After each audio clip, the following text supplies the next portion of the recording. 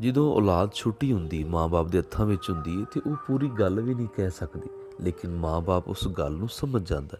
ਲੇਕਿਨ ਜਦੋਂ ਬਜ਼ੁਰਗ ਤੇ ਬਾਪ 'ਤੇ ਟਾਈਮ ਆਉਂਦਾ ਹੈ, ਉਹ ਠੀਕ ਗੱਲ ਵੀ ਕਰਦਾ ਹੈ ਤੇ ਔਲਾਦ ਉਹਨੂੰ ਸਮਝਦੀ ਕੋਈ ਨਹੀਂ। ਦਾਸ ਤੁਹਾਡੀ ਸਲਾਮਤੀ ਹੋਵੇ। ਮੈਂ ਨਵੀਦ ਮਸੀਹ। ਅੱਜ ਇਤਵਾਰ ਦਾ ਦਿਨ ਹੈ।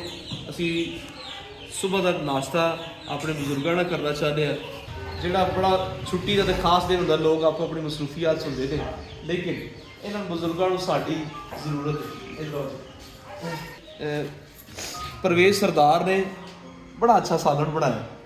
ਪ੍ਰਵੇਸ਼ ਸਰਦਾਰ ਸਾਹਿਬ ਨੇ ਕਮਾਲ ਕਰਤਾ, ਇੱਕ ਅੱਛਾ ਸਾਲਣ ਬਣਾਇਆ ਕਿ ਮਜ਼ਾ ਆ ਗਿਆ। ਮੇਰਾ ਮਾਂ-ਬਾਪ ਦੁਨੀਆ ਤੋਂ ਜਾ ਚੁੱਕਿਆ।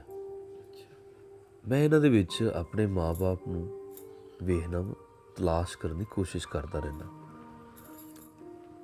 ਕਈ ਦਫਾ ਬਜ਼ੁਰਗਾਂ ਨੇ ਐਸੀ ਗੁਫ਼ਤਗੂ ਕੀਤੀ ਮੇਰੇ ਨਾਲ ਕਿ ਅਫਸੋਸ ਨਾਲ ਕਹਿਣਾ ਪੈ ਰਿਹਾ ਕਿ ਅਸੀਂ ਆਪਣੇ ਅਮਾਲ ਜਿਹੜੇ ਖੁਦਾ ਨੂੰ ਪਸੰਦ ਨੇ ਉਹ ਕਿਵੇਂ ਦੇ ਹੋ ਗਏ ਨੇ। ਮੇਰੇ ਖਿਆਲ 'ਚ ਅਸੀਂ ਭੁੱਲ ਹੀ ਗਏ ਹਾਂ ਖੁਦਾ ਨਾਲ ਚੱਲਣਾ। ਇਹ ਬਜ਼ੁਰਗ ਨੂੰ ਮੈਂ ਕਬਰਸਤਾਨ ਤੋਂ ਲੈ ਕੇ ਆਇਆ ਸੀ ਅਤੇ ਔਲਾਦ ਨੇ ਕੱਢ ਦਿੱਤਾ। ਬੜੀ ਤਕਲੀਫ 'ਚ ਇਹ ਬੰਦੇ ਨੇ ਵਕਤ ਕੱਢਿਆ ਅਤੇ ਪਿਛਲੇ ਦਿਨਾਂ 'ਚ ਇਹਦੀ ਤਬੀਅਤ ਖਰਾਬ ਹੋ ਗਈ। ਮੈਨੂੰ ਕਹਿੰਦਾ ਮੈਂ ਮਰ ਵੀ ਜਾਵਾਂਗਾ ਅਤੇ ਮੈਂ ਆਪਣੀ ਔਲਾਦ ਕੋਲ ਨਹੀਂ ਜਾਣਾ। ਇੰਨਾ ਦੁੱਖ ਨਾ ਦਿਓ ਆਪਣੇ ਮਾਂ-ਬਾਪ ਨੂੰ ਕਿ ਉਹ ਤੁਹਾਡੇ ਤੋਂ ਨਾਰਾਜ਼ ਹੋ ਜਾਏ। ਅਗਰ ਔਲਾਦ ਕੋਲੋਂ ਨਾਰਾਜ਼ ਹੋ ਗਿਆ ਨਾ ਮਾਂ-ਬਾਪ, ਅਤੇ ਖੁਦਾ ਨਾਰਾਜ਼ ਹੋ ਗਿਆ। ਇੰਝ ਹੀ ਦੂਸਰੇ ਬਜ਼ੁਰਗਾਂ ਦੀ ਵੀ ਕਈ ਕਹਾਣੀਆਂ ਨੇ ਜਿਹੜੀਆਂ ਮੇਰੇ ਨਾਲ ਸ਼ੇਅਰ ਕਰਦੇ ਰਹਿੰਦੇ।